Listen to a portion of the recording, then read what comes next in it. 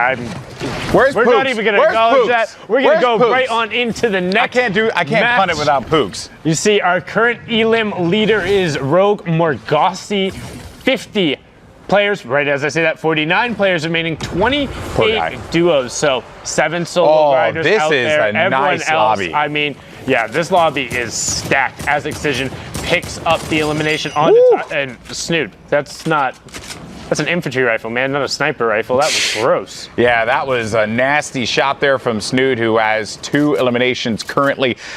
We saw a lot of players here reverse 2K. I saw Ghoul and Edgy, great duo that we saw pick up a victory royale earlier. Ninja and reverse 2K. I saw Saf and Zayt. There they are once again. Saf and Zayt, one of my favorite duos to look at. I also saw Nate Hill and Funk Bomb as well pop up there for a little bit. We'll keep track of all these players and see how they do. But with 25 duos remaining, Saf and Zayt, they're thinking about it. They're thinking about what this next move is going to be. They want to take ownership of a lot of these walls and flooring.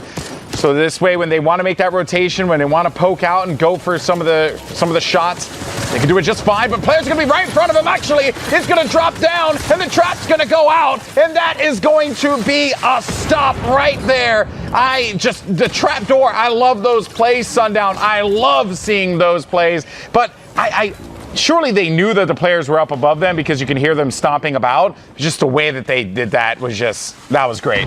Yeah, really unfortunate for Aguilar and Duo going down there. Generally, what you look to do is replace all of the walls on a certain level, and then you can either, what you saw is break the floor and try forcing an edit down, or you can just edit all of the side walls in order to knock them down, as Trig gets a fantastic edit peek there to pick up Enzo and U11. Great work from King Trig and Ghost Ryan, who I want to shout out a little bit. Ghost Ryan, another one of the young grinders who's been out there for a long time. And King Trig, if you're a little more familiar with the content creation side, he's been out there and grinding and was just outside of that top spot last week in terms of qualifying. I believe he was 8th on NA East when there was 6 spots. So really good to see him performing here again as well. Definitely a World Cup final hopeful, as you see Nate Hill dropping out in the storm to utilize that launch pad and get over to the next rotation. Oh, he does manage to get on top of some players here. He's going to tag him for 100 blue, goes into this, but drops down,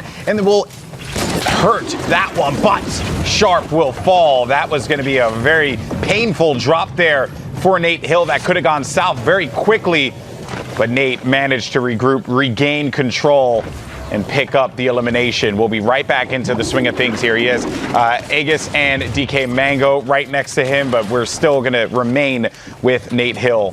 See how he plays this one out. As far as the build goes, I'm sure you'd like to be able to upgrade that SMG as well, but for the time being, it's going to be more focused on surviving here and not running into any players.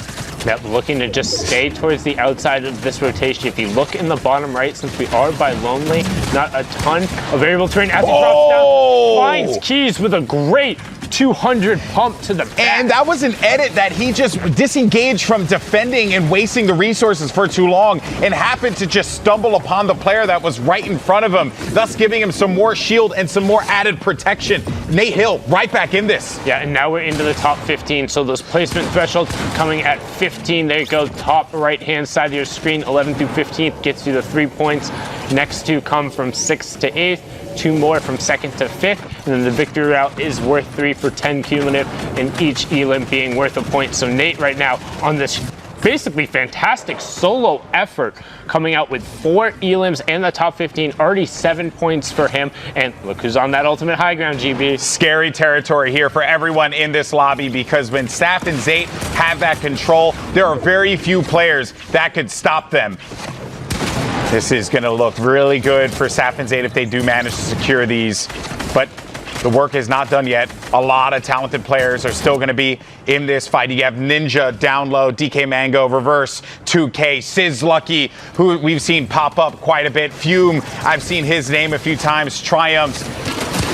DK Mango pushes on in. He's going to get beamed out by Latency. And the elimination coming in reverse 2K is going to be out of the fight as well. Ninja still in the game, trying to keep it going for his duo. You got King Trig just going to be right next to him, as well as Ryan, and Saf drops low. Oh, apologies on that one. I could have sworn I saw Saf drop low, but he still should be in that high ground position. You never know in these crazy moments, Sundown, what's going to happen.